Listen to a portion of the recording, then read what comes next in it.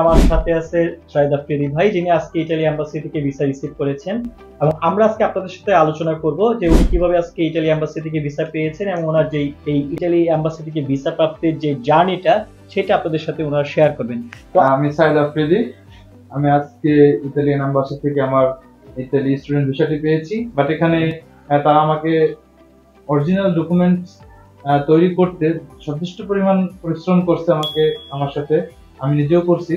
তো আমি তাদেরকে ধন্যবাদ জানাই, তাদের প্রতিটি স্টাফকে যারা আমাকে এই কঠিন জার্নিতে সহায়তা করেছেন, সঠিক গাইডলাইন দিয়েছেন।